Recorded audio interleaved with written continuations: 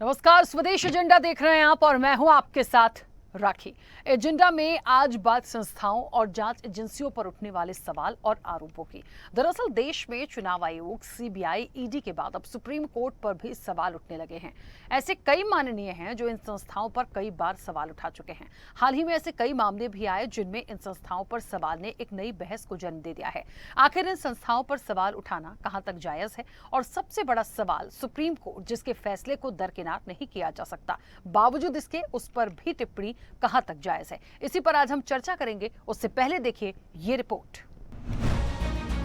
चुनाव आयोग, ED, CBI या फिर सुप्रीम कोर्ट, ये वो संस्थाएं हैं जिन पर लगातार बार बार सवाल उठते जा रहे हैं। और सवाल उठाने वाला कोई और नहीं, वो माननीय हैं जिन्हें जनता चुनकर सदन में पहुंचाती है। जनहित के मुद्दों पर काम करना उनकी प्राथमिकता होती है, लेकिन ये माननीय अब सुप्रीम संस्थाओं पर ही सवाल उठाने लगे हैं। ताजा मामला गरमाया राहुल गांधी के बयान से। राहुल गांधी ने एक बार फिर विदेश की धरती से भारत की चुनाव प्रणाली पर सवाल उठाए। अमेरिका के बोस्टन स्थित ब्राउन यूनिवर्सिटी में प्रवासी समुदाय को संबोधित करते हुए राहुल गांधी ने चुनाव आयोग और महाराष्ट्र चुनाव परिणाम पर टिप्पणी की। राहुल ने कहा, महाराष्ट्र चुनाव में जितने युवा उससे ज्यादा वोट पड़े। शाम 5:30 बजे से 7:30 बजे के बीच 65 लोगों ने डाले वोट। ऐसा होना किसी तरह से संभव नहीं। एक वोट देने में औसतन 3 मिनट का समय। 65 लाख वोट में रात के 2 बज जाते। 2 बजे तक नहीं डाले गए वोट। हमने पूछा था वीडियोग्राफी हो रही है या नहीं। चुनाव आयोग ने इनकार किया, नियम भी बदल दिया। अब आप वोटिंग की वीडियोग्राफी की मांग भी नहीं कर सकते। चुनाव आयोग ने निष्पक्षता से समझौता किया। सिस्टम में बहुत कुछ बड़ी गड़बड़ी है। In simple terms, more people voted in the Maharashtra Assembly elections than there are adults in Maharashtra. This is the fact. And the Election Commission gave us a figure, voting figure for 5:30 in the evening. And between 5:30 in the evening and 7:30 in the evening, when the polls were supposed to have closed, 65 lakh voters voted. Now, that is physically impossible to happen. That the Election Commission is compromised. It's very clear that there is something very wrong with the system. We've said it. We've said it publicly. I've said it multiple times. I've said it in press conferences. एक तरफ राहुल गांधी ने चुनाव आयोग पर सवाल उठाए, तो वहीं बीजेपी सांसद निशिकांत दुबे ने सुप्रीम कोर्ट पर बयानबाजी कर दी। दुबे ने कहा, अगर सर्वोच्च न्यायालय ही सारे फैसले करेगा तो संसद भवन को बंद कर देना चाहिए। निशिकांत दुबे के इस बयान पर विवाद खड़ा हो गया। इस देश का कानून भारत का पार्लियामेंट बनाता है, उस पार्लियामेंट को आप डिक्टेट करेंगे। 5 जज बेंच की, जो मैं आपको बताऊं कि नजीर की एक जजमेंट है, 1942 की प्रिवी काउंसिल की जजमेंट है। उसमें यह कहा गया कि जहां कानून नहीं लिखा हुआ है उसके बारे में यदि प्रिवी काउंसिल या सुप्रीम कोर्ट कोई जजमेंट देती है तो बात समझ में आती है। यहां पूरा जजमेंट लिखा हुआ है कि राष्ट्रपति का क्या अधिकार है, उपराष्ट्रपति का क्या अधिकार है, प्रधानमंत्री का क्या अधिकार है, हमारे पार्लियामेंट का क्या अधिकार है, हमारे सुप्रीम कोर्ट का क्या अधिकार है, हाई कोर्ट का अधिकार है। जब सब कुछ लिखत पढ़त में है तो तुम नया कानून कैसे बना दिया? 3 महीना कहां से लेके आ गए कि राष्ट्रपति को 3 महीने के अंदर फैसला करना है? ये किस कानून में लिखा हुआ है? इसका मतलब यह है कि आप इस देश को एनार्की की तरफ ले जाना चाहते हो, और एनार्की जो है इस देश में बर्दाश्त नहीं होगी। जब नया कानून आएगा, जब नया पार्लियामेंट बैठेगा, इसके ऊपर विस्तृत चर्चा होगी। और फिर से नेशनल जुडिशियल अकाउंटिंग सिस्टम जो हमने NJAC बनाया था, जिसमें कि राष्ट्रपति का चुनाव कैसे होगा, प्रधानमंत्री का कैसे चुनाव होगा, वो तो संविधान में लिखा हुआ है। लेकिन आपके भाई भतीजावाद के आधार पर जज का चुनाव नहीं होगा। शेड्यूल कास्ट जज नहीं है, शेड्यूल ट्राइब जज नहीं है, OBC जज नहीं है। मैक्सिमम 78-80% जो है, 78-80% जो है केवल और केवल जो है सवर्ण जाति के जो है जज बैठे हुए हैं, और आप अपना कानून चलाओगे। ये कानून नहीं चलेगा। ऐसा पहली बार नहीं है जब राहुल गांधी ने विदेश में जाकर इस तरह की बयानबाजी की हो। इससे पहले भी वो इस तरह के बयान दे चुके हैं और अब उनके इस बयान पर बीजेपी हमलावर है। उधर बीजेपी सांसद निशिकांत दुबे की सुप्रीम कोर्ट पर टिप्पणी से विपक्ष ने सत्ता पक्ष को घेरा है। देखिए, निशिकांत दुबे ने कहा कि इस देश के मुख्य न्यायाधीश, the chief justice of India, of the supreme court, वो गृह युद्ध के लिए जिम्मेदार है। इससे ज्यादा गंदी बात क्या कही जा सकती है? बीजेपी ने किनारा क्या कर लिया? कहां शो कॉज नोटिस इशू किया? निकाल बाहर करिए कैसे आदमी को पार्टी से। आपकी तो पूरी पार्टी उसके बचाव में खड़ी हुई है। इलेक्शन कमीशन ने कानून ही बदल दिया कि अब कोई मांग ही नहीं सकता है सबूत। ये किस आधार पर आप इसको सही ठहरा सकते हैं? मुझे लगता है नेता प्रतिपक्ष की जिम्मेदारी है कि जिस लोकतंत्र पर हम विश्वास करते हैं, अगर उस पर प्रहार हो रहा है, उनको डटकर इस पर बोलना चाहिए। और राहुल जी बिना तथ्यों के बात नहीं करते। कैसे किस तरह से वोटर्स एकदम कैसे बढ़ गए, बहुत सी बातें तो बजाय इसके कि उनको देखें और गंभीरता से लें, क्योंकि ये लोकतंत्र के हित में, उस चीज को तो देखते नहीं है। राहुल जी पर बार बार लांछन लगाने से तो होगा नहीं ना कुछ। देखिए, ये लोग सुप्रीम कोर्ट को मानते नहीं, ना किसी कोर्ट को मानते हैं, ये न पार्लियामेंट को मानते हैं, ये किसी संवैधानिक संस्था को मानते हैं। अब निशिकांत दुबे बात करेगा सर्वोच्च न्यायालय के ऊपर, सुप्रीम कोर्ट के ऊपर? हाँ, मुझे बताइए ना। ऐसे व्यक्ति को, सर्वोच्च न्यायालय पर इस प्रकार की टिप्पणी करने वाले को पार्टी से निष्कासित करना चाहिए। विदेश की भूमि में जाकर भारत पर इस प्रकार हमले करने वाला राहुल गांधी याद रखे कि वो 50,000 की बेल पर बाहर है। उसने चोरी की है, डकैती की है। मां बेटे ने डकैती की है, और डकैती करने के बाद इनकी इतनी हिम्मत है कि विदेश की भूमि में जाकर आप हिंदुस्तान के लोकतंत्र के ऊपर उंगली उठाते हैं। राहुल गांधी, आपसे नहीं हो पाएगा हिंदुस्तान में राजनीति, तो जाकर के किसी और देश से चुनाव लड़िए। मगर जिस थाली में खाते हैं, अगर उस थाली में आप छेद करेंगे तो आप देशद्रोही कहलाएंगे। विदेश जाकर करेंगे संवैधानिक संस्थाओं का अपमान, यही राहुल गांधी की बन चुकी है पहचान। विदेशी धरती पर जाकर, भारत की हर संस्था पर जाकर विदेशी धरती पर सवाल खड़े करना। जब जुडिशरी आपके पक्ष में फैसला दे, जुडिशरी ठीक। जब आप चुनाव जीतो, तब इलेक्शन कमीशन कर्नाटका तेलंगाना में ठीक। परंतु जब आप चुनाव हार जाओ महाराष्ट्र और हरियाणा में, तो इलेक्शन कमीशन पर ठीकरा पड़ो। दरअसल अपने आप को हार से बचाना है, इसीलिए इलेक्शन कमीशन पर निशाना है। यही इनका फसाद। राहुल गांधी के अलावा शिवसेना यूबीटी के नेता संजय राउत ने भी महाराष्ट्र में विधानसभा चुनाव के समय इलेक्शन कमीशन और सुप्रीम कोर्ट पर पक्षपाती होने का आरोप लगाया था। संजय राउत ने कहा था कि चुनाव आयोग ने काफी अहम फैसले दिए और हमें लगता है कि वो फैसले एमवीए के हित में नहीं थे और उसके खिलाफ थे। इसकी वजह से शिंदे और भारतीय जनता पार्टी को मदद मिलेगी। इतना ही नहीं, संजय राउत ने कहा था, चुनाव आयोग, सुप्रीम कोर्ट तटस्थ नहीं है, वे बीजेपी की बी, सी और डी टीम है। कोई अभी चीफ जस्टिस होगा तो ये मुस्लिमों के चीफ जस्टिस है बोलेगी, इलेक्शन कमीशन का चीफ होगा ये मुस्लिमों के कमिश्नर है बोलेगी। ये कौन सी भाषा और कौन सा जहर इस देश में फैलाया है? कुल मिलाकर ये पहली बार नहीं है जब जांच एजेंसियों पर सवाल उठाए जा रहे हों, लेकिन सुप्रीम कोर्ट पर सवाल उठाना एक गंभीर विषय है। उपराष्ट्रपति जगदीप धनखड़ के सुप्रीम कोर्ट के बयान में भी खूब सुर्खियां बटोरी थी। ऐसे में जनहित के मुद्दों पर अहम फैसले करने वाली एजेंसियों और सर्वोच्च न्यायालय पर सवाल उठाना कहां तक जायज है और आने वाले समय में इसकी क्या तस्वीर होगी, ये देखने वाली बात होगी। चैनल हेड आरपी श्रीवास्तव के साथ एग्जीक्यूटिव एडिटर राखी वर्मा की रिपोर्ट।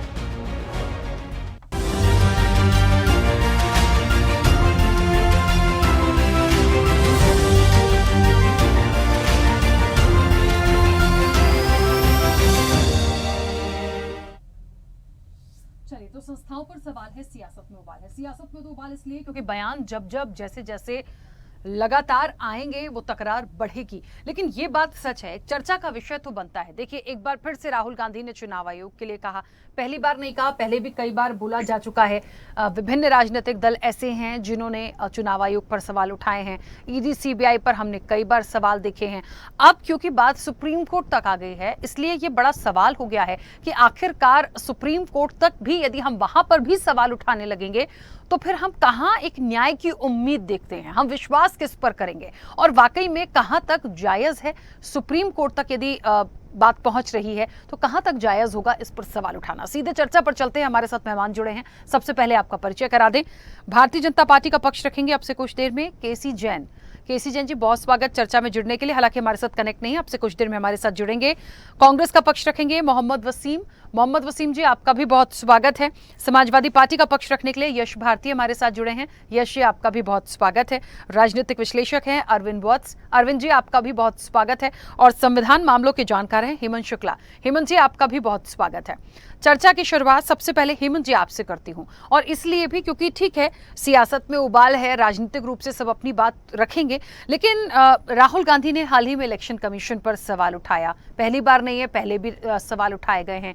ईडी सीबीआई पर मुझे भी पता है, आपको भी पता है, हम कई चर्चाओं में बैठे हैं, किस तरह से एक आरोप प्रत्यारोप होते हैं, यहां तक भी ठीक है। लेकिन क्योंकि आप कुछ दिनों से देखिए, वक्फ के बाद जब ये पूरा कानून आया, उसके बाद से सुप्रीम कोर्ट को लेकर जिस तरह की टिप्पणियां हो रही हैं, जिस तरह की बातें हो रही हैं, वो अपने आप में एक बड़ा सवाल है। देखिए, यदि हम सब पर क्वेश्चन मार्क लगा देंगे तो हम न्याय की उम्मीद कहां से करेंगे, ये एक बहुत बड़ा सवाल है। तो कुल मिलाकर इसका पटाक्षेप कैसे देखते हैं, कैसे इन चीजों को दूर देखते हैं, कैसे इन चीजों का खात्मा देखते हैं? क्योंकि उपराष्ट्रपति जब कह दें, जब वो टिप्पणी कर दें, निशिकांत दुबे तो चलिए ठीक है, राजनीतिक रूप से मैं उनको एक तरफ करूं, उनको पहली बार इस तरह की बयानबाजी नहीं, बोलते रहते हैं, लेकिन सुप्रीम कोर्ट पे मैंने कभी नहीं देखा कि इस तरह से कोई एकदम बेबाकी से अपनी बात रख दे, जो अब उठकर आ रही है। सबसे पहले तो मैं आपका और आपके चैनल का बहुत बहुत धन्यवाद देना चाहता हूं, जिन्होंने आज इस गंभीर मुद्दे को उठाया है। सुप्रीम कोर्ट के ऊपर किसी भी तरीके की टिप्पणी करना एक आम फैशन बन गई है आजकल, अपने आप को सुर्खियों में रखने के लिए कि हम सुप्रीम कोर्ट के जजेस के बारे में या सुप्रीम कोर्ट की कार्यशैली के विषय के अंदर यदि कुछ भी बोलते हैं तो उन लोगों का ये मानना होता है कि हमको निश्चित रूप से कहीं ना कहीं फुटेज मिल जाती है या हम लाइमलाइट में आ जाते हैं। तो आजकल सुप्रीम कोर्ट की खूब आलोचना की जा रही है, और सुप्रीम कोर्ट को इस प्रकार की आलोचनाओं से कोई फर्क नहीं पड़ता। न्यायपालिका स्वायत्त है, संवैधानिक है और अपने काम को जानती है कि उसे न्याय, देश के लोगों को, ये एक लोकतांत्रिक देश है, इस लोकतांत्रिक देश के अंदर न्यायपालिका हमारा चौथा स्तंभ है और किस तरीके से उसे कार्य करना है। तो सुप्रीम कोर्ट अपने कार्य को लेकर पूर्ण रूप से स्वतंत्र है और वो फोकस्ड है कि उसको किस तरीके से काम करना है। अब रही बात कि इस तरीके की टिप्पणी जो जारी की गई है, तो मेरा कहीं ना कहीं मानना है कि सुप्रीम कोर्ट के ऊपर इस तरीके की टिप्पणी देना और जिन लोगों ने टिप्पणी की है वो कहीं ना कहीं एनार्की को फॉलो करना चाहते हैं या कहीं ना कहीं लोकनायकवाद को फॉलो करना चाहते हैं, इसीलिए वो नहीं चाहते कि न्यायपालिका इस तरीके के मामलों में हस्तक्षेप करे। ये पूरा का पूरा अगर मामला देखा जाए तो महाराष्ट्र के अंदर जो वोटिंग हुई और वहां पे एक पुलिस अधिकारी सासले जिन्होंने इस तरीके की पेशकश की कि मुझे चुनाव आयोग की तरफ से या इस तरीके से इलेक्शन के अंदर 10 लाख रुपए की पेशकश हुई, और उसके बाद में ये पूरा का पूरा जो मामला एकदम से गर्मा गया है। वक्फ बोर्ड ने भी कहीं ना कहीं आग में घी डालने का काम किया है, परंतु मेरा कहीं ना कहीं ऐसा मानना है कि अगर इलेक्शन कमीशन के ऊपर कोई इस तरीके के एलिगेशन यदि लगते हैं तो इलेक्शन कमीशन को इस पे सफाई देनी चाहिए, क्योंकि बर्डन ऑफ प्रूफ का जो ओनस है वो इस समय इलेक्शन कमीशन के ऊपर आ जाता है। अगर आपके पास में स्ट्रांग रूम के अंदर जब आप ईवीएम को रखते हो, वहां से लेकर स्ट्रांग रूम से जब तक ईवीएम वापस नहीं आती तब तक के लिए सारे के सारे आपके पास में सीसीटीवी फुटेज होती है। आप प्रूव कर सकते हो उस सीसीटीवी फुटेज को प्रोवाइड करवाकर, बट आपने प्रोवाइड नहीं किया, तो इसका मतलब कहीं ना कहीं जो ईवीएम है या जो चुनाव आयोग है वो कहीं ना कहीं संदेह के घेरे के अंदर आता है। न्यायपालिका का एक सीधा सा सिद्धांत है, मैं आपके दर्शकों के लिए बता दूं कि हमारा न्याय जो है वो इस बात के ऊपर विशेष रूप से जोर देता है कि बेशक चाहे 100 अपराध करने वाले दोषियों को सजा ना मिल पाए, पर किसी एक निर्दोष व्यक्ति को सजा नहीं मिलनी चाहिए। ठीक उसी प्रकार से हमारे लोकतंत्र के अंदर वोट देना प्रत्येक नागरिक का एक मौलिक अधिकार है, और जब तक देश का प्रत्येक नागरिक सेटिस्फाई नहीं हो जाता कि हमारी ये इस तरीके की जो संवैधानिक संस्थाएं हैं ये स्वायत्त रूप से, स्वतंत्र रूप से, बिना किसी प्रेशर के, बिना किसी जोर जबरदस्ती के दबाव के अपना कार्य कर रही है, तब तक मेरा मानना होगा कि स्वयं को लोकतांत्रिक देश कहलाना ठीक नहीं होगा। रही बात कि जो हमारे लीडर ऑफ अपोजिशन है राहुल गांधी, उन्होंने विदेश की धरती पर जाकर इस तरीके से जो बात बोली, तो मानव इतिहास के अंदर या मानव सभ्यता के अंदर ये हमारा एक मनोवैज्ञानिक विडंबना, इसको मैं बोल सकता हूँ कि एक व्यक्ति की जो छवि हम बना लेते हैं वो छवि समस्त मानव पटल के अंदर हमेशा हमेशा के लिए रह जाती है। अब यदि वो व्यक्ति किसी सीरियस बात को भी बोलता है तो भी हम उसकी बात को सीरियस नहीं लेते हैं। सो अगर राहुल गांधी ने इस तरीके की बात बोली है, पहली बात तो ये कि राहुल गांधी का इस तरीके की बात बोलना, संसद में इस मुद्दे को उठाया जाना ठीक था, परंतु विदेश की धरती पर जाकर कहीं ना कहीं इस मुद्दे को उठाने का मतलब है कि वो दूसरी कंट्री के जो पॉलिटिशियंस हैं या दूसरी कंट्रियों को भी इस तरीके से अट्रैक्ट करना चाह रहे हैं। राजनीति के अंदर आरोप प्रत्यारोप की राजनीति चलती रहती है। मैनिपुलेशन सुप्रीम कोर्ट पे हो, चाहे ईडी पे हो, चाहे सीबीआई पे हो, चाहे चुनाव आयोग के ऊपर हो, ये हर सत्ता के अंदर, हर रूलिंग पार्टीज के अंदर जब शासन बदलते हैं तब थोड़े थोड़े मेजर माइनर जो चीजें होती हैं ये सब पार्टीज करती हैं। बट इसका मतलब ये नहीं होता कि हम हमारी संवैधानिक संस्थाओं के प्रति अविश्वास का विश्वास रखें और उनके ऊपर विश्वास खो दें। संवैधानिक संस्थाएं स्वतंत्र है, किसी के दबाव में कार्य नहीं करती, अच्छा कार्य करती है और हमें उस पर विश्वास बनाए रखना चाहिए। यही हमारे लोकतंत्र की खूबसूरती और मजबूती है। बिल्कुल ठीक है, वापस आऊंगी। केसी जैन जी जुड़े हमारे साथ। जी हाँ। आवाज मिल रही है आपकी? हाँ केसी जैन जी, क्योंकि सुप्रीम कोर्ट है, ईडी सीबीआई पर तो हमने बहुत बार देखा है, लेकिन आज देखिए राहुल गांधी ने जो कहा या निशिकांत दुबे ने जो कहा वो तो है ही, लेकिन मूल रूप से जो एक आज का एजेंडा है वो ये है कि इस तरह की जो संस्थाएं हैं जहां से जांच की बात होती है, जहां से न्याय की बात होती है, उन पर भी सवाल आने लगेगा। तो ये तो अपने आप में बड़ा सवाल है। सबसे पहले आपकी प्रतिक्रिया। देखिए सुप्रीम कोर्ट पर टिप्पणी तो सर सबसे बड़ा गंभीर विषय इसलिए है क्योंकि सुप्रीम कोर्ट पर भी हम टिप्पणी यदि करने लगेंगे तो फिर जाएंगे कहां? उसके लिए तो सारे फैसलों को सब मान्य करते हैं, कोई भी राजनीतिक दल हो। लेकिन निशिकांत दुबे को आप देख लीजिए, इसके पहले धनखड़ जी बोल गए, मतलब लगातार चीजें चली ही आ रही हैं जो अच्छा मैसेज नहीं देती। देखिए क्या है कि बिल्कुल सुप्रीम कोर्ट हमारे वहाँ जिस तरीके की एक संवैधानिक संस्था है और इस पे हर किसी को विश्वास रहता है, हर कोई उसको फॉलो करता है। लेकिन माननीय प्रधानमंत्री जी ने भी कहा और धनखड़ जी ने जो बात कही, माननीय धनखड़ जी ने यही कहा कि हर एक संवैधानिक संस्था की एक सीमा है, तो अपनी सीमा रेखा का ध्यान रखना चाहिए। जाहिर सी बात है कि हमारी जो सरकार है वो कार्यपालिका, विधायिका, न्यायपालिका, इनको मिलकर के सरकार बनती पूरा।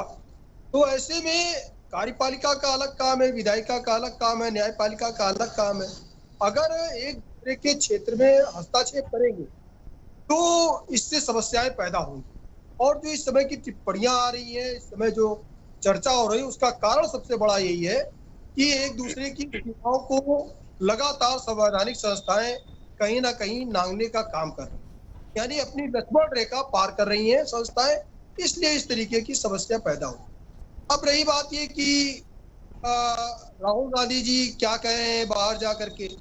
देखिए देश के अंदर जो सरकार के बाद सबसे बड़ी लार्जेस्ट पार्टी है, विपक्ष है, अगर उसको देश की चिंता है तो वो सारी बातें देश के अंदर होनी चाहिए। लेकिन देश का अपमान आप बाहर जा करके करें, देश के बारे में अनर्गल बातें करें और उसके बाद में आप सोचें कि उससे आपको सम्मान मिलेगा या आपकी पार्टी बढ़त करेगी। हम कहते चलो बढ़त मिलेगी, तो क्या अपनी पार्टी को बढ़ाने के लिए बाहर जा करके देश का अपमान करना सही है क्या?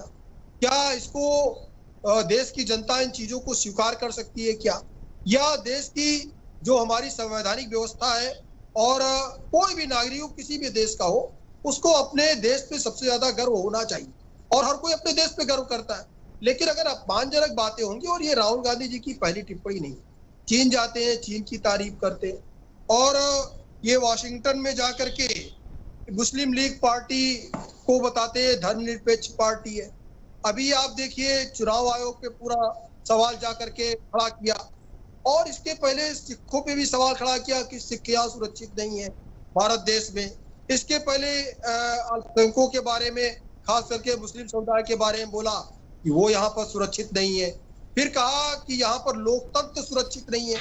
तो अलग अलग जगहों पे अलग अलग जिस तरीके की टिप्पणियां आई और ये वाशिंगटन में, अमेरिका में सिखों के लेकर के इन्होंने टिप्पणी की थी कि कड़ा नहीं बांध सकते, पगड़ी नहीं बांध सकते।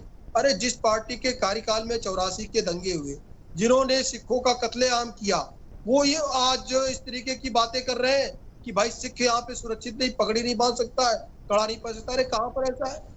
और बाहर जाकर के खालिस्तान के समर्थन की बात करते हैं। तमाम सारे और जो देश विरोधी ताकतें हैं, जो अलगाववादी ताकतें हैं, उनकी तारीफ करते हैं। तो देखिए, आप एक राजनीतिक दल है और लंबे समय तक कांग्रेस ने देश पे शासन किया। अब कांग्रेस इस तरीके का रुख क्यों अपना रही है कि देश का बाहर जाकर के देश का अपमान कर रही है, देश के ऊपर सवाल खड़ा कर रहे हैं? आप देखिए, राजनीतिक दल है, आप चुनाव में आते हैं, तमाम सारी चीजों में आप पार्टिसिपेट करते हैं, आप विपक्ष में हैं, विपक्ष के नेता हैं, सदन की चर्चा में भाग लेते हैं, सदन के अंदर तमाम सारे सवाल उठाते हैं, आप सब चीज जायज है। लेकिन देश का अपमान करना विदेशी धरती पे जा करके, क्या बिना इसके राजनीति नहीं हो सकती है? ठीक है, क्या बिना इसके केसी जैन जी, चलिए मैं इस बात को जायज मान लेती हूँ, क्योंकि हालांकि पहली बार नहीं हो रहा, मैं इस चीज को मान लेती हूँ। उनके मन में जो चीजें थी, उन्हें जो डाउट्स थे, वो क्योंकि सवाल जवाब में थे, उनसे पूछा गया, उनसे बातचीत हो रही थी, उन्होंने कहा थोड़ा सा ध्यान रखा जा सकता था कि यदि हम कहीं बाहर हैं तो हम भारत की अपनी इलेक्शन प्रोसेस पे ना बोले, बट बातचीत के दौरान जो बात निकली उन्होंने कह दी। ठीक है, सही है, गलत है, और विश्लेषण हो जाएगा। लेकिन मुझे ये बताइए कि राहुल गांधी तो चलिए विदेशी धरती पर जाकर चुनाव प्रक्रिया पर सवाल उठा रहे हैं, हमारे यहाँ के माननीय और आपके सांसद तो यही सुप्रीम कोर्ट पर सवाल उठा दे रहे हैं सर, वो भी हमको देखना पड़ेगा। देखिए, महामहिम राष्ट्रपति महोदय की मोहर लगने के बाद देश का अगर कोई भी कानून बन जाता है तो उस पे समीक्षा करने का अधिकार है कि क्या इस किसी नए कानून से या किसी नए संशोधन से हमारी जो संवैधानिक व्यवस्था है उस पे तो कहीं कुठाराघात नहीं हो रहा है। और अगर इस तरीके की चीजों को पहले से ध्यान में रख करके इस तरीके के निर्णय को लिया गया है, फिर जो प्रक्रिया 3, 4, 5 साल तक चली हो, 6 महीने उस पे जेपीसी बन करके कमेटी गठित हुई हो, सदन के अंदर, निम्न सदन में, उच्च सदन में चर्चा हुई हो, राज्यसभा लोकसभा में, कानून बन जाने के बाद राष्ट्रपति महोदय की उस पर मोहर लग गई हो, फिर कह देना कि इसको सस्पेंड किया जाएगा 6 महीने के लिए, 3 महीने के लिए हम समीक्षा करेंगे, क्या ये चीजें सही है? क्या अतिक्रमण नहीं लगता है? अगर अतिक्रमण है तो ये कहने में क्या दिक्कत है कि भाई कोई भी संवैधानिक संस्था। केसी जैन जी, लेकिन बताइए ना, सुप्रीम कोर्ट के पास यदि याचिकाएं जाएंगी, एक लंबी फहरिस्त पहुंचेगी, तो उनको तो सुनवाई करना है, वो उनका अधिकार क्षेत्र है। यदि उन्होंने अपने सुझाव के तौर पर यदि कोई गाइडलाइन दी है कि भाई इस समय सीमा में, आने वाले समय के लिए भी, फ्यूचर के लिए भी कोई जनहित के बिल यदि ऐसे हैं, उनको ज्यादा होल्ड नहीं करना है। कोई एक वक्फ को लेके ये डिसीजन नहीं था सर, तमिलनाडु का केस था, केरल का केस था, आने वाले समय के लिए सबको मिला के उन्होंने ये चीजें कही। उसको ये कह देना कि जजेस कौन होते हैं या चीफ जस्टिस ऑफ इंडिया कौन होते हैं राष्ट्रपति को आदेश देने वाले, मुझे नहीं लगता ऐसा कुछ था। देखिए, राष्ट्रपति सबसे बड़ा देश का संवैधानिक पद है, पूरे राष्ट्र का प्रथम नागरिक है। ऐसे में राष्ट्रपति के जो अधिकार हैं, इन अधिकारों में हस्तक्षेप करना, उसमें छेड़छाड़ करना, क्या ये सही है? ये भी तो नहीं सही है ना। तो अगर ये कहा जाए कि भाई थानेदार सबसे बड़ा है, लेकिन थानेदार अगर एसपी को डायरेक्ट करने लगे तब तो फिर हो गया, फिर तो कानून व्यवस्था। केसी जैन जी, ऐसे तो फिर हमें आर्टिकल 142, 45 हमको इसको लाना पड़ेगा। उनका अधिकार क्षेत्र है सर अपना, जजेस का, न्यायाधीश का अपना एक अधिकार क्षेत्र है, इसीलिए तो सुप्रीम कोर्ट है, उनकी भी चीजें हैं। मैं फिर कह रही हूं, उन्होंने ये एक ऑर्डर पास नहीं किया है कि राष्ट्रपति को 3 महीने का आदेश देते हैं कि वो ऐसा करें। उन्होंने एक सुझाव के तौर पर एक समय सीमा निर्धारित की थी बाकी सारे डिसीजंस को लेके फॉर अ फ्यूचर, और इस चीज को लेकर क्योंकि याचिका गई, उसको नेगेटिव उसमें क्यों लिया गया? देखिए, अगर इस तरीके की चीजें बनी रहेंगी तो देखिए, न तो हमारा जो न्यायपालिका ना वो अलग है, ना हमारी कार्यपालिका अलग है, ना हमारी विधायिका अलग। क्या है कि तीनों का उद्देश्य क्या है? तीनों कार्यपालिका, विधायिका, न्यायपालिका का उद्देश्य हमारा यही है कि जनता को सुलभ न्याय मिले और जनता के हित में काम। तीनों का उद्देश्य यही, कहीं पे अलग उद्देश्य नहीं है। चलिए, तो ऐसे में अगर अपने अपने क्षेत्रों में रहेंगे, जो माननीय धनखड़ जी ने कहा कि अपने अपने लक्ष्मण रेखा में रहेंगे तो ये समस्याएं नहीं आएंगी। नहीं, ये तो एक बार नहीं, ये समस्याएं हमेशा आती रहेंगी, आगे भी इस तरीके की समस्याएं पैदा होंगी अगर अपनी अपनी सीमा का उल्लंघन करेंगे। लेकिन यहाँ पर भारतीय जनता पार्टी ने कहीं पर भी, जो भारतीय जनता पार्टी के एक नेता का बयान आया, एक सांसद का, उस पर कहीं भी भारतीय जनता पार्टी ने ये नहीं कहा है कि ये भारतीय जनता पार्टी का बयान है।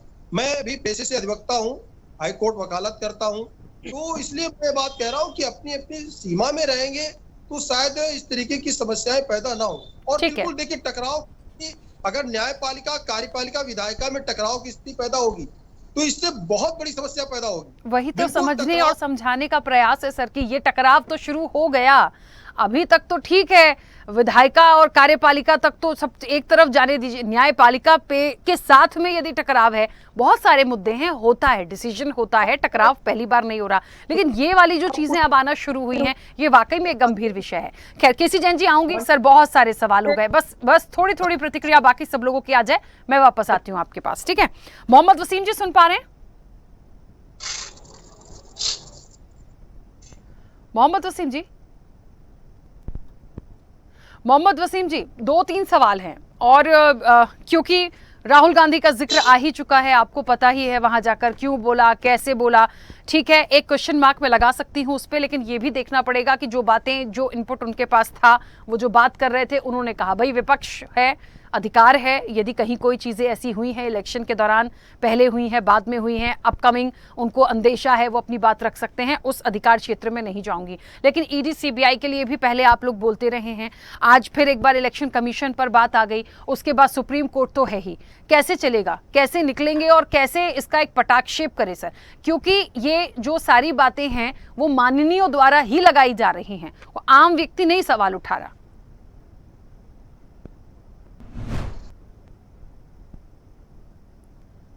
और आपके सभी दर्शकों को देखिए, जो बात आपने कही मैं अपना जवाब रखना चाहूंगा, लेकिन मैं सबसे पहले पूछना चाहूंगा कि जो ये आपत्ति है बिजली की धरती पे जाके बोलने की, तो ये किस चीज पे बीजेपी उठा रही है?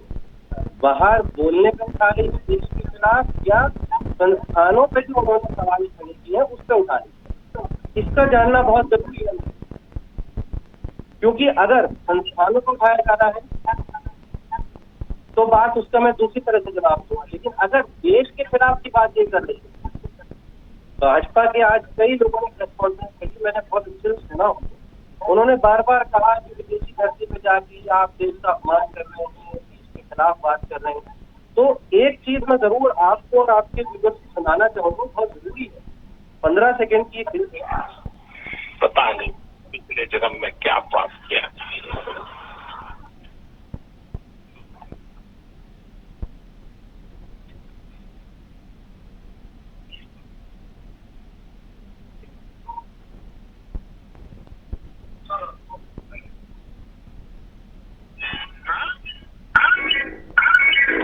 ये जो बयान है ये माननीय देश के प्रधानमंत्री की किया हुआ, और ये एक बार नहीं, ये कई बार अलग अलग मुल्कों में जाकर देश के खिलाफ, देश को बदनाम किया है।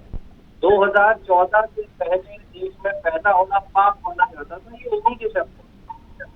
दूसरी बात, राहुल जी ने जो बात कही है बिल्कुल 100% सही बात कही, अगर आप उसको पूरा डिटेल में समझेंगे तो आपको समझ आएगा कि महाराष्ट्र चुनाव में हुआ क्या। महाराष्ट्र चुनाव में 9,77,00,000 वोटर दिखाए हैं, चुनाव आयोग का डेटा है।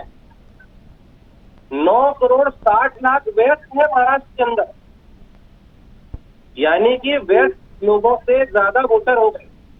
दूसरी बात, 2019 से 2024 तक 32 लाख वोटर ऐड हुए, लेकिन जून 24 से और चुनाव होने तक 35 लाख वोट ऐड हो गए।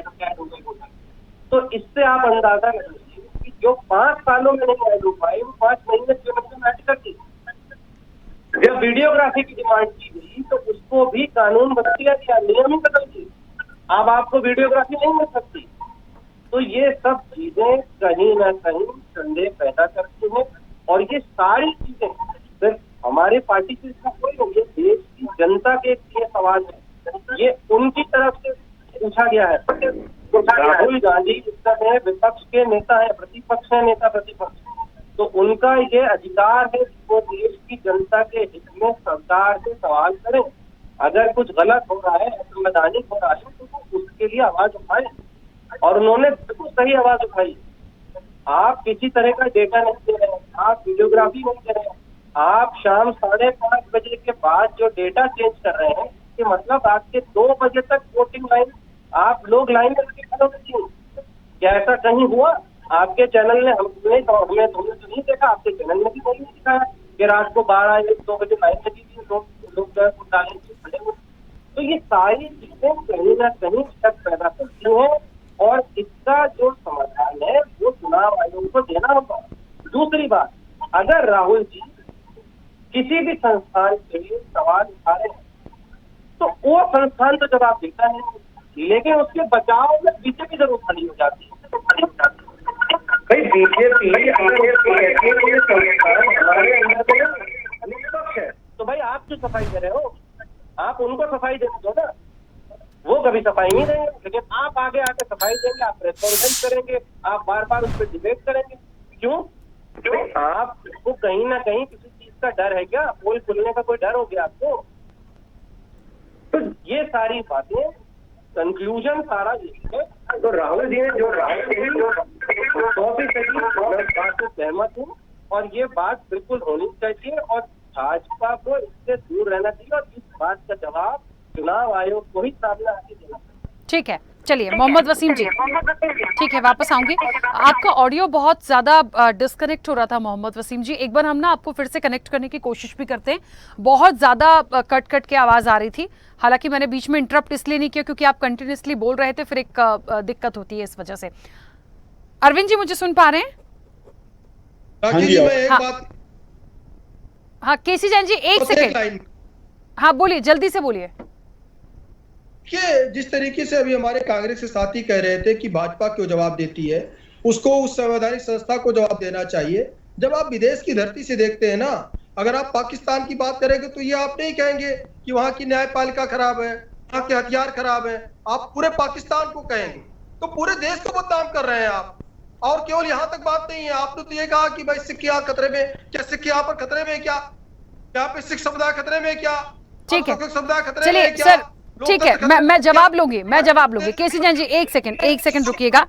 अरविंद जी बस एक सेकंड, एक छोटी सी प्रतिक्रिया यश जी की आ जाए। ठीक है केसी जैन जी, ठीक है, आप कुछ भी बोलेंगे वो मोदी जी का वीडियो दिखा रहे हैं सर, उस पर बहस अभी शुरू हो जाएगी। एक सेकंड रुकिए। Yash ji, overall election commission हो, सीबीआई हो, ईडी हो और अब सुप्रीम कोर्ट, इन पर जिस तरीके से ये माननीय आरोप लगा रहे हैं, जनता तो लगा नहीं रही है, जिस तरह से माननीयों के आरोप है, इनका पटाक्षेप कैसे देखते हैं सर? क्योंकि आप भी एक राजनीतिक दल से हैं, इस तरह की जो टिप्पणियां हैं, इस तरह की जो बातें आ रही हैं, कैसे जनता अपना विश्वास बनाए रखे? देखिए, जो राजनीतिक दल है, जो सत्ता में है, उसकी अहम जिम्मेदारी हो जाती है, क्योंकि वो सरकार का एक अभिन्न हिस्सा है, और ये सब सरकार से जुड़े हुए लोग हैं, चाहे संस्थान हो, चाहे सरकार के लोग हों, और उनका माध्यम ये नहीं होना चाहिए जिस तरीके से एक बार अमित शाह जी ने कहा जब सबरीमली मंदिर की बात आई, महिलाओं के मंदिर प्रवेश की, कि सुप्रीम कोर्ट हमारे मामलों में दखल ना करे, हमारे धार्मिक मामलों में हस्तक्षेप ना करे, तो वो जो भाषा थी वो अच्छी नहीं थी। उसी को दुबे जी ने आज आगे बढ़ा दिया। अब आज अमित शाह से दूर होने की भारतीय जनता पार्टी की हैसियत नहीं थी, लेकिन दुबे जी क्योंकि अमित शाह की तुलना में बहुत छोटे नेता हैं, तो उनसे भारतीय जनता पार्टी ने दूरी रख ली है। अब एक तरफ पूरी भारतीय जनता पार्टी दूरी रख रही है, लेकिन आप देखिए जहां जहां चर्चा हो रही है, जहां जहां भारतीय जनता पार्टी के लोगों से सवाल पूछा जा रहा है, भारतीय जनता पार्टी के लोग दूसरे उदाहरण तय करके दुबे जी को बचाने की पूरी कोशिश कर रहे हैं। या तो आप तय कर लें वो गलत है, या आप तय कर लें कि दूसरे ने गलती करी है तो हम भी उसी रास्ते पर चलेंगे। तो ये जो भारतीय जनता पार्टी विस्फोटक काम करती है सत्ता सरकार में रहते हुए, जैसे कहते हैं कि जब कोई आदमी बड़ा हो जाता है तो उसके व्यवहार में शालीनता आती है, उसके व्यवहार में बड़प्पन होना चाहिए, लेकिन भारतीय जनता पार्टी की सरकार में वो दिखता नहीं है। जिस तरीके से अभी भारतीय जनता पार्टी के नेता बार बार कह रहे हैं विदेश की धरती, विदेश की धरती, मैं उनको ये बताना चाहूंगा आज वैज्ञानिक युग है, हम लोग तकनीक के युग में जी रहे हैं।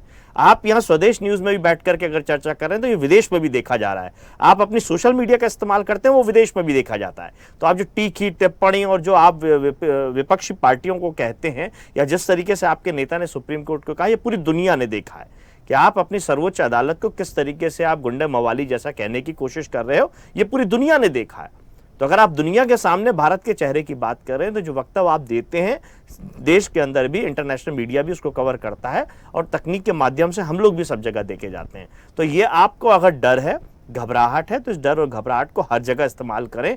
केवल राहुल गांधी या किसी भी नेता के विदेश में कहने से अगर आपको डर लगता है तो ये ठीक नहीं है। दूसरी बात, राहुल गांधी जी ने किस प्लेटफॉर्म पे कहा, क्या कहा, ये भी मायने रखता है। कोई उन्होंने खुला मंच ऐसा इस्तेमाल नहीं किया, किसी ने प्रश्न पूछा, उस प्रश्न का जवाब दिया गया, उस पर चर्चा हुई, चर्चा पे बात की गई। यहाँ बात नरेंद्र मोदी जी की आती है, वो तो भारत में पैदा होना ही दुर्भाग्यपूर्ण बताते हैं, पैदा होना ही गलत बताते हैं, विदेश की धरती में बताते हैं। तो भारतीय जनता पार्टी पहले तय कर ले, जैसे मैंने पहले कहा कि वो विपक्ष को कोसना चाहते हैं या विपक्षी बात में अपने आप को डिफेंड करना चाहते हैं। आप सत्ता सरकार में, आपका व्यवहार शालीन और ठीक होना चाहिए। ईवीएम में सत्ता के खिलाफ रहते हुए आपने हमेशा आरोप लगाया। अविश्वास सबसे ज्यादा अगर ईवीएम का किसी ने पैदा किया तो भारतीय जनता पार्टी ने किया। चाहे सुप्रीम कोर्ट में जाना हो, चाहे किताब छाप के बात हो, चाहे महाराष्ट्र में इनके किरीट सोमैया सांसद थे, इलेक्ट्रॉनिक एक्सपर्ट को लेकर सड़कों पर लोगों के बीच में अविश्वास पैदा करते थे। हर वो मंच जहां भी बात रखी जा सकती, ईवीएम का विरोध भारतीय जनता पार्टी ने किया और देश के सामने अविश्वास पैदा किया ईवीएम के खिलाफ। सत्ता में आती भारतीय जनता पार्टी ने वीवीपीएट लेकर के आई। क्यों लेकर के आई वीवीपीएट? कहीं ना कहीं ईवीएम को लेकर के खामियां नजर आती थी, निष्पक्षता पे खामियां नजर आती थी। लेकिन आज भारतीय जनता पार्टी वीवीपीएट की गिनती के बिल्कुल खिलाफत में खड़ी हुई है।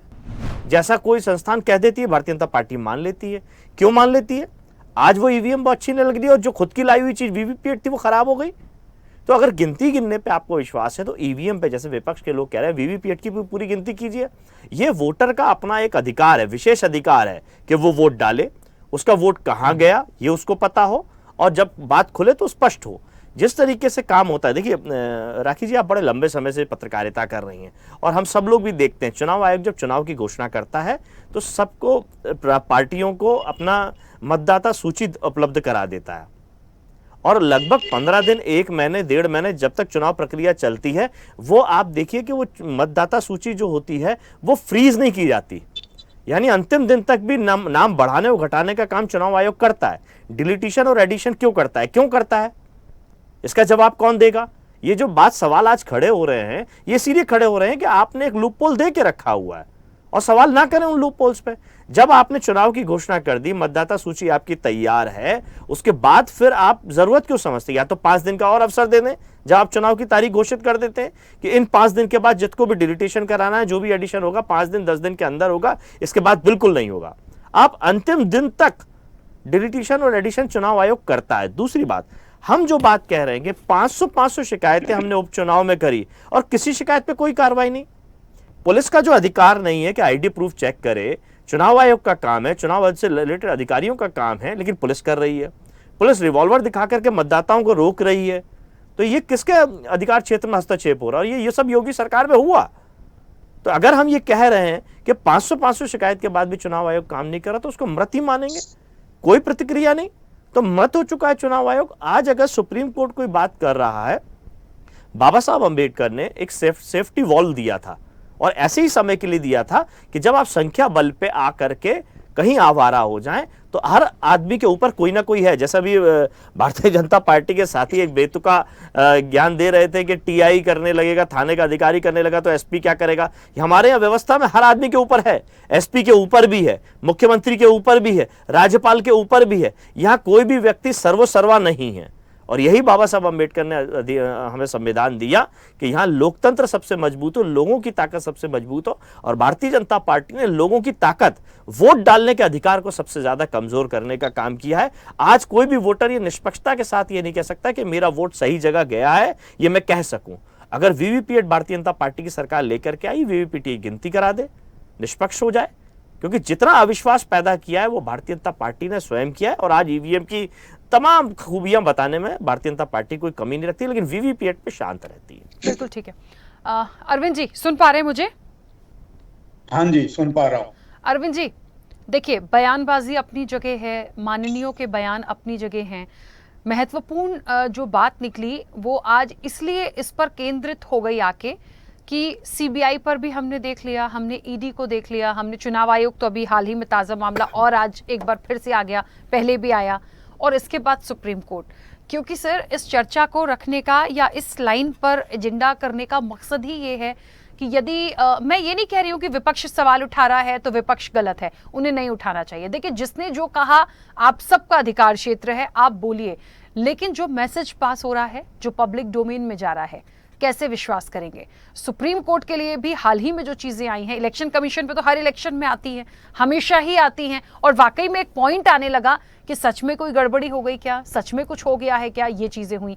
ईडी सीबीआई का हमने इलेक्शन में इतना देख लिया है सर कि समय समय पर जब कार्रवाइयां होती थी तो लगता था कि इलेक्शन आ गया, अब जागरूक हो गई हैं एजेंसियां, हमने वो भी देख लिया। लेकिन सुप्रीम कोर्ट का आना और इस तरह से एक जो आरोप और जो बिल्कुल खुलकर जो बयानबाजी सुप्रीम कोर्ट के लेके जा रही है, वो एक गंभीर विषय है। यदि यहाँ पर भी एक राजनीति आ जाएगी, कैसे विश्वास करेंगे, क्योंकि फैसले तो वहीं से होने हैं।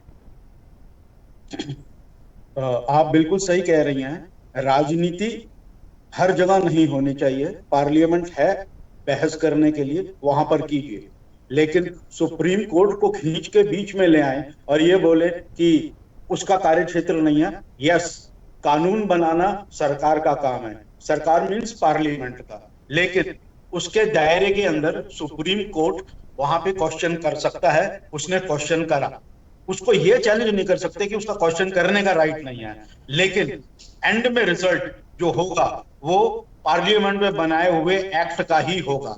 उस पर उसने क्लैरिफिकेशन मांगा है, तो इस तरह की टिप्पणी नहीं होनी चाहिए थी, ये अच्छी बात नहीं है। और इसके लिए मैं पक्ष विपक्ष दोनों को जिम्मेवार ठहराऊंगी। क्योंकि ये लोग बोलते कुछ हैं, करते कुछ हैं और समझाने का प्रयास कुछ और करते हैं। शायद यही रीजन है कि गवर्नमेंट एजेंसीज के खिलाफ ऑपोजिशन बोलती रहती है, गवर्नमेंट एजेंसीज को यूज करती है या प्रॉपरली यूज करती है, ये जब रिजल्ट आता है तभी पता चलता है। तो इस पॉइंट पे डिबेट होना बहुत जरूरी था, अच्छा हुआ कि आपने रखी है। लेकिन ये कहना कि सुप्रीम कोर्ट ने क्यों क्वेश्चन करे, अभी हमारे बीच में वकील साहब भी बैठे हुए हैं, उन्होंने हाथ रेज करा था जब ये पॉइंट आया था कि सुप्रीम कोर्ट ने क्यों ये प्रश्न रेज करा। जब उसके पास याचिका दायर होगी तो उसके क्षेत्र में आता है पूछना। ये बात वो नहीं है कि राष्ट्रपति ने साइन कर दिया, बिल्कुल कर दिया, कानून बना दिया, बात खत्म हो गई। लेकिन यदि उनसे पूछा गया है तो वो पूछेंगे और उसका जवाब देना पड़ेगा। लेकिन एंड यही होगा, सुप्रीम कोर्ट उस कानून के साथ भी छेड़खानी नहीं कर पाएगा, क्योंकि सुप्रीम पार्लियामेंट ही पावर है कानून बनाने की। सुप्रीम कोर्ट को उसके दायरे में रह के उसको अप्लाई करना है, ये उसका काम है। रही बात इसकी कि ईडी और सीबीआई, देखो जो भी गवर्नमेंट में आता है, यदि उसको कुछ गलत दिखता है तो वो उसको रेज करेगा। अब ये क्वेश्चन सीबीआई और ईडी का है कि क्या वो उसको प्रूव कर सकती है कि नहीं कर सकती। कुछ केसेस में प्रूव होते हैं, कुछ में नहीं होते। तो ये कहना कि वो मिसयूज कर रहे हैं, तो जो गवर्नमेंट आई है सबने उसको यूज करा है। I won't use the word misuse, use सबने करा है, आज भी हो रहा है। कुछ में रिजल्ट्स आ रहे हैं, कुछ में नहीं आ रहे हैं। तो ये कहना कि, और सबसे बड़ी बात है, मेरे को थोड़ा दुख होता है जब विदेश में जाके important person, specially the leader of opposition speaks overseas, दुख होता है। ये बातें देश में होनी चाहिए, देश की राजनीति में होनी चाहिए, पार्लियामेंट के अंदर बोलना चाहिए, ना कि विदेश जाके हर चीज को गलत बोला जाए। ऐसा नहीं है। भारत की इमेज इनकी बातों से इसलिए नहीं खराब हो रही क्योंकि शायद बहुत अच्छा मैसेज भी भारत के बाहर जा चुका है। तो अनफॉर्चुनेट है कि ये हो रहा है, बट होना नहीं चाहिए, भले वो सरकार की तरफ से हो या विपक्ष की तरफ से। बिल्कुल ठीक है। यश जी कुछ कहना चाह रहे थे, जल्दी से अपनी बात रखिएगा। आप में से भी जो लोग अपनी बात रखना चाहते हैं वो जल्दी से वापस आए। अरविंद वत्स जी ने जो बात कही, मैं उनकी बात को आगे वसीम जी एक सेकंड, उनकी बात को आगे बढ़ाता हूं। जी एक मिनट। मध्य प्रदेश में भारतीय जनता पार्टी की सरकार है, ओबीसी को 27% आरक्षण विधानसभा से दिया गया, राज्यपाल ने भी उस पर साइन कर दिया। अब लगातार भारतीय जनता पार्टी की सरकार, हाईकोर्ट, जबलपुर हाईकोर्ट का यह निर्णय बताती है कि ओबीसी 27% आरक्षण को हाईकोर्ट ने रोक लगा के रखा, ये सरकार बताती है, जबकि हाईकोर्ट ये कह रहा है हमने किसी तरीके की रोक नहीं लगा के रखी है। अब दोषी किसको माने, हाईकोर्ट को माने कि भारतीय जनता पार्टी की सरकार को मांगे? विधान बन गया, नियम बन गया, जो आप बात कह रहे थे अभी के नियम बनने की बात, कानून बन गया, 27% ओबीसी को आरक्षण कब मिलेगा? जो ओबीसी के हितैषी होने की बात भारतीय जनता पार्टी की सरकार कहती है कि हमने प्रधानमंत्री दे दिया, हमने मुख्यमंत्री दे दिया, लेकिन 27% आरक्षण देने के नाम पे क्यों खेलती है? ये एक उदाहरण मात्र है। ऐसे ही भारतीय जनता पार्टी की सरकार कानून की आड़ लेके खेलती है, जहां उसको सुविधा लगती है, जो मैंने ईवीएम और वीवीपीएट का उदाहरण दिया। तमाम ऐसे देश भर में मसले हैं जिसमें खेलती है, और सुप्रीम कोर्ट ने वो सेफ्टी वॉल्व का इस्तेमाल किया है जो बाबा साहब अंबेडकर ने संविधान में दिया है कि राष्ट्रपति, राज्यपाल, जो आपने कहा कि अकेले एक मसले पे नहीं है, राज्यपाल तमाम बार अपनी बातों को रख के बैठ जाते हैं, सिग्नेचर नहीं करते लंबे समय तक, और वो जरूरी था एक टाइम बाउंड होने के लिए, ताकि जनता का भला हो सके, जो कानून है वो ठीक तरीके से लागू हो, और अगर सही तरीके से कानून लागू नहीं हो रहा है तो उस पर भी प्रश्न चिन्ह लगना चाहिए, संख्या बल के नाम पे कोई आवारा ना हो। ठीक है, हाँ केसी जैन जी बोलिए। देखिए, अभी हमारे समाजवादी पार्टी के साथी ने किस प्रकार से राहुल जी का समर्थन किया कि भाई आप टीवी चैनल पे है, आज अंतरराष्ट्रीय स्तर पे ग्लोबलाइजेशन है, कहीं भी देख सकते हैं, तो आपको भारत देश को गाली देखने का अधिकार मिल जाता है क्या? कि आप यहाँ गाली दे सकते हैं तो बाहर देश की धरती पे गाली दीजिए? क्या लोकतंत्र खत्म हो गया क्या भारत देश के अंदर? और अभी जो बहुत बड़ी बड़ी बातें कर रहे थे हमारे समाजवादी पार्टी के साथी कि भाई उस पर टिप्पणी कैसे हो गई, और हाई कोर्ट पर टिप्पणी हो रही, सुप्रीम कोर्ट पर टिप्पणी हो रही है। जिस समय पर सुप्रीम कोर्ट ने SC/ST जो एक्ट है उसके अंतर्गत एक संशोधन किया था एक आदेश के द्वारा कि पहले जांच हो जाए उसके बाद गिरफ्तारी होगी, यही समाजवादी पार्टी है। पूरे देश में कहा था हम आंदोलन करेंगे इसके खिलाफ, और यही बीएसपी थी, उसने भी कहा था हम आंदोलन करेंगे।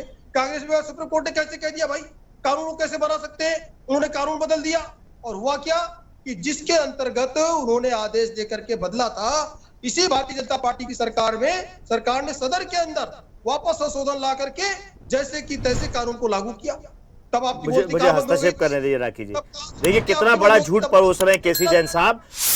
जब सुप्रीम कोर्ट में, हाई कोर्ट में सुनवाई हो रही थी तो भारतीय जनता पार्टी की सरकार ने पक्ष ही नहीं रखा था, फैसला वन साइडेड आया था। उस नाकामयाबी को छुपाने के लिए आपने उसको, सुप्रीम कोर्ट के फैसले को सदन में बदला है, क्योंकि आपकी नाकामयाबी, आपके भारतीय जनता पार्टी के अंदर जो SC/ST के लोग काम करते हैं उन्होंने भी आपके अंदर विरोध करके रखा था, अकेले सपा ने नहीं किया था।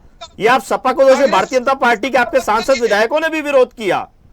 करिए कांग्रेस के तलवे चाटना बंद करिए। अरे आप वकील हैं, आप तो सुप्रीम कोर्ट को ही आंखें दिखा रहे हो। रोज आपको वकील साहब जाना है अदालत में, रोज आपको कैसी वकालत करोगे भाई? या तो राजनीति कर लो या वकालत कर लो, यही तो मिलावट खराब है। केसी जैन जी, यही मिलावट खराब है केसी जैन साहब। यश जी एक सेकंड रुकिएगा। हाँ हेमंत जी 1 सेकंड आ रही हूँ। मोहम्मद वसीम जी कुछ कहना चाह रहे हैं, अपनी बात रखिए। केसी Jain ji please 1 minute sir, देखिए मैं समय दे रही हूँ तो दूसरों को भी बोलने दीजिए please. KC Jain ji please 1 minute, ठीक है? उनको ओबीसी से कोई मतलब नहीं। ठीक है सर, 1 सेकेंड मोहम्मद वसीम जी को बोलने दीजिए। देखिए नहीं, ये तो आपको इंटरप्ट कर रहे थे, मेरी तो बात ही नहीं आ रही थी। कोर्ट की समाजवादी पार्टी के साथी ने, मैं मंत्री ने की है, मैं उस पे बात नहीं रख पाया था, तो मैं एक बहुत छोटी सी बात कह के अपनी बात खत्म करूंगा कि आज ये 240 सीटों पे हैं, तब इनका ये हाल है कि ये सुप्रीम कोर्ट पे भी टिप्पणी खुलेआम कर रहे हैं। अगर ये 400 पार का नारा जो लेके चले थे और 400 पार ले आते तो ये संविधान की क्या हालत करते, ये किसी से छुपा हुआ नहीं है। इसीलिए जनता ने इनको नीचे लाके गिराया और ये और नीचे आने वाले हैं। इसी तरह की हरकतें इनकी रही तो ये 1989 की 2 सीटों पर पहुंच जाएंगे। ये लोग संविधान को मानने वाले नहीं है। माफी वीर के जो है ना, केसी जैन जी 1 मिनट, इनको संविधान से कोई मतलब नहीं है। ये माफी वीर को मानते हैं, इनको संविधान से कोई लेना देना नहीं। तो ये वो सारी चीजें हैं, ये सिर्फ और सिर्फ ढकोसला है और केवल तानाशाही रवैया है। देश को बार बार गुमराह करना और कुछ नहीं। अगर आप देश को बदनाम करने की जो आप बात कर रहे हैं, आप प्रेस कॉन्फ्रेंस कर रहे हैं सुबह से, आप अभी प्रधानमंत्री हमारे अमेरिका गए थे, यूएस के प्रधानमंत्री ने वहां पे सामने बैठ के देश के लिए फ्रॉड और वेस्ट जैसे शब्दों का उपयोग किया है। और क्या किया प्रधानमंत्री ने? गर्दन ऐसे नीचे करके मुस्कुराते रहे, बस कुछ नहीं करा। हमारे देश के लोगों को जंजीरों में बांध के, हथकड़ियां बांध के देश में वापस भेजा। चलिए मैं बस एक बात कहना चाहती हूँ, विदेशी धरती पर कुछ हो जाता है तो इतना अपमानजनक लग रहा है। अपनी ही धरती पर बैठकर हम अपनी ही संस्थाओं पर सवाल खड़े करके दूसरे कंट्री में मैसेज पास कर रहे हैं, जो छपती हैं, जो प्रिंट होती है, उस पर नहीं सोच रहे हैं सर। इसको भी तो सोचिए थोड़ा सा। पहले हम खुद तो कंट्रोल करें, वहां जाके कौन क्या कह रहा है उन तक तो मैसेज पहुंचेगा ही। मैं उसका भी जवाब देता हूँ। आज जो टिप्पणी हुई है वो वहाँ पे सवाल जवाब थे, सवाल का जवाब दिया ये तो मैंने शुरू में ही कह दिया, वो एक अलग विषय था। उन्होंने किस परिप्रेक्ष्य में बोला, सवाल जवाब हो रहे थे। तालियां नहीं पिटवाई है राहुल जी ने कि वहाँ पे बयान दिया हो मोदी जी की तरह कि 2014 से पहले पैदा होना जुर्म था, पाप था, तो ऐसा कुछ नहीं। सवाल हुए वहाँ पे। चलिए हेमंत जी कुछ कहना चाह रहे हैं, एक मिनट। केसी जैन जी, मोहम्मद वसीम जी, प्लीज एक मिनट रुकिए। हाँ हेमंत जी कुछ कहना चाह रहे हैं, बोलिए। राखी जी, मुझे लगता है कि जैन साहब को एक बार पुनः कॉन्स्टिट्यूशन को रिव्यू करना चाहिए, क्योंकि जैन साहब ने अभी 2-3 बातें बोली, मैंने जैसा सुना। पहली बात उन्होंने बोला कि सुप्रीम कोर्ट को किसी भी तरीके से सरकार के निर्णय में इंटरवीन करने का या हस्तक्षेप करने का कोई अधिकार नहीं है। मैं उनको अपडेट करना चाहता हूं कि सुप्रीम कोर्ट को हमारे कॉन्स्टिट्यूशन ने पूरा राइट और पूरा पावर दिया हुआ है कि सरकार का कोई भी निर्णय यदि मौलिक संवैधानिक क्षेत्र से ओवर रूल्ड करता है तो सुप्रीम कोर्ट उसके अंदर पूर्ण रूप से हस्तक्षेप कर सकता है। दूसरी चीज उन्होंने बोली कि राष्ट्रपति सुप्रीम पावर सुप्रीम बोस होता है कॉन्स्टिट्यूशन के अंतर्गत। मैं इनको बताना चाहूंगा कि हमारे देश के जो चीफ जस्टिस है राष्ट्रपति के इक्विवेलेंट पावर को रखते हैं और राष्ट्रपति को डायरेक्शन दे सकते हैं, क्योंकि being as a equivalent officer constitution उनको पावर देता है कि राष्ट्रपति, और इवन इसमें बुरा भी नहीं है अगर राष्ट्रपति, हमारी एक परसेप्शन, एक मानसिकता रही है कि राष्ट्रपति को हम अभी तक रबड़ की मोहर बनाते आए। संसद ने अगर कोई डिसीजन दे दिया, कोई निर्णय दे दिया तो राष्ट्रपति को उस पर हस्ताक्षर करने पड़ते हैं। अब यदि सुप्रीम कोर्ट राष्ट्रपति की पावर को और ज्यादा बढ़ा रहा है और वो कह रहा है कि आप इसके अंदर एक बार डायरेक्शन देकर आप इसको दोबारा से रिव्यू करिए और आपको लगता है कि इसके अंदर कोई सुधार की गुंजाइश है तो इसमें क्या गलत है। दूसरी चीज, अगर सुप्रीम कोर्ट और लॉयर और एडवोकेट्स यदि किसी कानून की समीक्षा नहीं करेंगे तो कौन समीक्षा करेगा? हम लोग समीक्षा करने के लिए, तो यही तो हमारे लोकतंत्र की खूबसूरती और मजबूती है कि हमारे देश का कॉन्स्टिट्यूशन हमको किसी रूल को, किसी लॉ की समीक्षा करने की पावर देता है। अगर हम समीक्षा नहीं करेंगे तो ये तो एनार्की और मोनार्की की तरफ हमारा देश चला जाएगा। सो इनको एक बार जैन साहब को पुनः कॉन्स्टिट्यूशन को रिव्यू करना चाहिए, ये मेरा सजेशन है इनको। ठीक है, देखिए इस बात को मानेंगे भी तो तब ना जब लोकतंत्र और संविधान को मानते होंगे। साहब आधे वकील है और आधे नेता है ना, दिक्कत ये है, या तो पूरे वकील बन जाते तो पूरे वकालत के काम करते, अब उनको दोनों मोर्चों को संभालना है।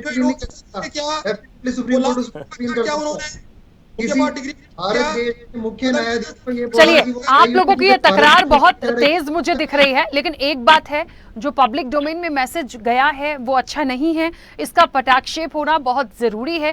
जिसके जो राइट्स हैं, देखिए वो उसके अकॉर्डिंग ही काम करेगा, आप उसको तो नहीं रोक सकते, उसे नहीं दबा सकते, लेकिन जो भी चीजें आई हैं उस पर डिस्कशन तो बनता है सर। इसीलिए डिस्कशन था कि चाहे सत्ता पक्ष हो या विपक्ष हो, कम से कम जो संस्थाएं हैं जो जांच कर रही हैं, जो मामलों को देख रही हैं, सुप्रीम कोर्ट है जिसका जो फैसला होता है उसे आप डिनाई नहीं कर सकते, आपको एक्सेप्ट करना, उन पर सवाल कम से कम माननीय ना उठाएं। मैं माननीय इसलिए बार बार कह रही हूं कि आप सोचिए, सांसद कोई छोटा व्यक्ति नहीं होता, नेता विपक्ष कोई छोटा व्यक्ति नहीं होता, हमको इन सारी बातों को समझना पड़ेगा पक्ष और विपक्ष के लिए। खैर, समय हो गया, आप सभी मेहमानों का बहुत शुक्रिया इस चर्चा में जुड़ने के लिए। तो एक बात है कि जिस तरह से संस्थाओं पर सवाल है, सियासत में उबाल बिल्कुल आएगा, बेशक आएगा।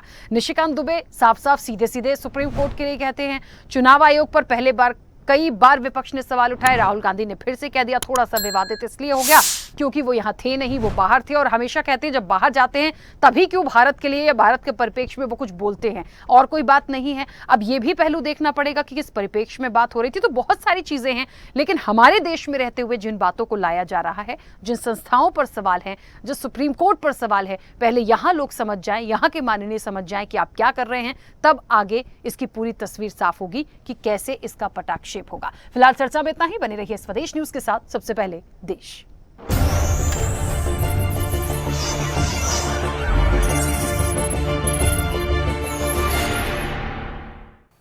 ऐसे ही वीडियोस के लिए लाइक करें, शेयर करें, फॉलो करें। YouTube पर जाकर सब्सक्राइब कर बेल आइकन दबाना ना भूलें, और ताजा अपडेट्स के लिए swedeshlive.com पर जरूर जाएं।